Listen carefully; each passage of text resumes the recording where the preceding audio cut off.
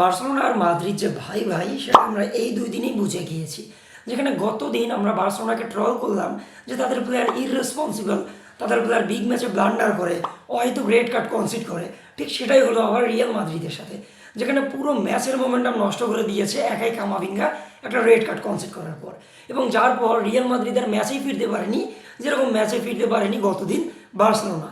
এবং দুই ভাই এখন চ্যাম্পিয়ন্স লিগ থেকে বের হয়ে গিয়েছে। তো এই যে টানা 2টা সিজন এইভাবে ব্লান্ডার করলো কামাভিঙ্গা, এর পরবর্তীতে যদি ফ্লোরেন্তিনো পেরেজ চিন্তা করে যে তাকে রেখে দিবে, আমার মনে হয় এমবাপ্পে কোনোভাবেই তাকে রাখতে দিবে না। কারণ সে যেভাবে পুরো ম্যাচের মোমেন্টাম নষ্ট করে দিয়েছে, এর পরবর্তীতে আমার মনে হয় যে রিয়াল মাদ্রিদের স্কোয়াডে তার জায়গা আর নেই, তাকে সোল্ড করে দেওয়া উচিত। ইভেন যদি কোনো ক্লাব বলে যে ফ্রিতে দাও, আমার মনে হয় রিয়াল মাদ্রিদের সেটাও করা উচিত, তাকে ফ্রিতে বের করে দেওয়া উচিত। কথাগুলো আমি এই জন্য বলতেছি কারণ এটা নিয়ে টানা 2টা সিজন ট্রফিলেস যাচ্ছে মাদ্রিদে। এই যে মাদ্রিদের যে প্লেয়ারগুলো রয়েছে, Kylian Mbappe, Vinicius junior, Jude Bellingham, আর্দা গুলার, ফেদেরিকো ভালভার্দে, এরা থাকার পরও যদি এই যে টিম যদি 2টা সিজন পুরোপুরি ট্রফিলেস যায়, তাহলে আমার মনে হয় এক্ষেত্রে প্লেয়ারদের দোষ দেওয়ার পাশাপাশি দোষ দেওয়া উচিত ম্যানেজমেন্টকে।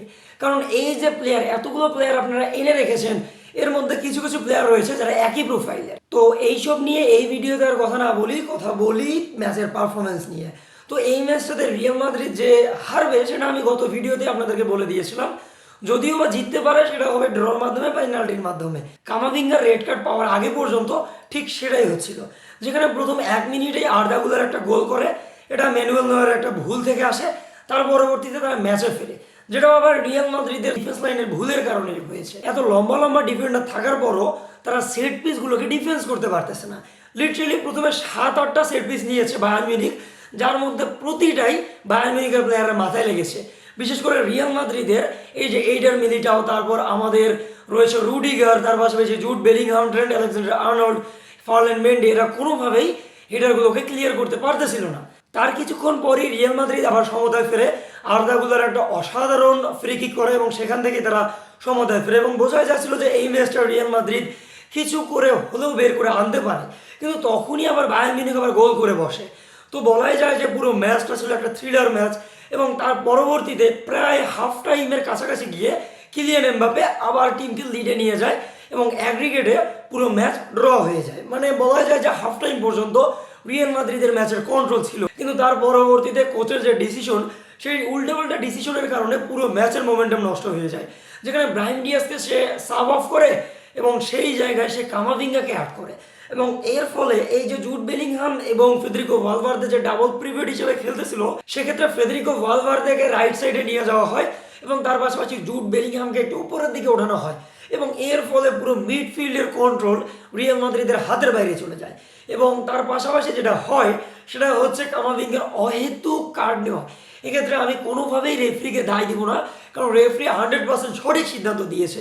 প্রথমে তো সে একটা অ্যাটাক বা কাউন্টার অ্যাটাকের ক্ষেত্রে প্লেয়ারকে গ্র্যাব করে এবং সেখানে সে একটা ইয়েলো কার্ড কনসিড করে, তার পরবর্তীতে হ্যারি কেইনকে সে ফাউল করে। এক্ষেত্রে ফাউলটার কারণে সে ইয়েলো কার্ড পায়নি, সেই ইয়েলো কার্ড পেয়েছে অহেতুক টাইম ওয়েস্ট করার কারণে। মানে বলটা নিয়ে সে সামনের দিকে যাচ্ছিল এবং এর ফলে রেফারি তাকে ইয়েলো কার্ড দিয়ে দেয়, এবং রেফারি হয়তো ভুলে গিয়েছিল যে এটা কামাভিঙ্গার দ্বিতীয় ইয়েলো কার্ড, কিন্তু কিছুক্ষণ পর তার মনে আসে এবং সে তাকে রেড কার্ড দেয়, এবং এই জায়গায় পুরো ম্যাচের মোমেন্টাম নষ্ট হয়ে যায়। যার পরে গোল করে লুইস ডিয়াস এবং মাইকেল অলিসে, এবং রিয়াল মাদ্রিদের এই যে ট্রফিলেস সিজনের খরা কাটানোর যে স্বপ্নটা ছিল যে ইউসিএল পাবে, পুরো সিজন মিলে তারা একটা হয়তো ট্রফি লিড করবে, সেই স্বপ্নটা ধ্বংস হয়ে যায়। তো এক্ষেত্রে আপনারা কাকে দায় দিবেন? এই ম্যাচটাতে ভিনিসিয়াস জুনিয়র যে পরিমাণ মিস করেছে, তার পরবর্তীতে কিলিয়ান এমবাপ্পে যে পরিমাণ মিস করেছে, এবং তার পাশাপাশি কিলিয়ান এমবাপ্পে যে সেলফিশ খেলাটা খেলতেছিল, বিশেষ করে কিছু কিছু ক্ষেত্রে সে যদি ভিনিসিয়াস জুনিয়রকে বলগুলো বের করে দিত, আমার মনে হয় ভিনিসিয়াস জুনিয়র ওখান থেকে কিছু একটা হলেও করতে পারতো। তার পরবর্তীতে ভিনিসিয়াস জুনিয়র যেভাবে জুড বেলিংহামের সাথে বিহেভিয়ারটা করতেছিল, জুড বেলিংহামকে যেভাবে ইগনোর করতেছিল, তাকে পাস দিচ্ছিল না, তার পাশাপাশি ব্রাহিম ডিয়াজ যে লং বলগুলো দিচ্ছিল, আর্দা গুলার যে লং বলগুলো দিচ্ছিল, এবং আমাদের ট্রেন্ট আলেকজান্ডার আর্নল্ড যে লং বলগুলো দিচ্ছিল, সেগুলোকে রিয়াল মাদ্রিদ কোনোভাবেই কাজে লাগাতে পারতেছিল না।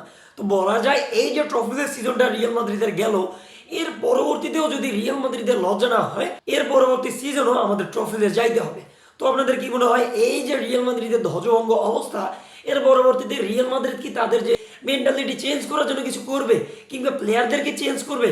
বিশেষ করে আমার মনে হয় কামাভিঙ্গা, তার পাশাপাশি মিডফিল্ডে 2-3টা প্লেয়ার কমানো উচিত, তার পাশাপাশি আমাদের রাইট উইঙ্গে একজনকে আনা উচিত এবং আমাদের রাইট ব্যাকের একজন ব্যাকআপ প্রয়োজন, তার পাশাপাশি ডিফেন্সে মিনিমাম 2জন সাইনিং প্রয়োজন। এগুলো যদি রিয়াল মাদ্রিদ করে আমার মনে হয় সামনের সিজন রিয়াল মাদ্রিদের জন্য ভালো হবে। তার পাশাপাশি একজন কোচ প্রয়োজন যার মেরুদণ্ড অনেক শক্ত, যে প্লেয়ারদেরকে কমান্ড করতে পারবে, এইরকম একজন কোচ প্রয়োজন। এগুলোকে যদি আনে তাহলে আমার মনে হয় রিয়াল মাদ্রিদের এই যে ট্রফিলেস যাওয়ার যে দুঃস্বপ্ন, এই দুঃস্বপ্নটা কাটবে। আপনাদের কি মনে হয় কমেন্ট বক্সে অবশ্যই জানিয়ে দিবেন। ততক্ষণ পর্যন্ত সাথেই দেখবেন, যেখানে অন্যায় দেখবেন প্রতিবাদ করবেন। আসসালামু আলাইকুম, জাস্টিস ফর হাদি, হালা মাদ্রিদ, ইনাদামাস সু।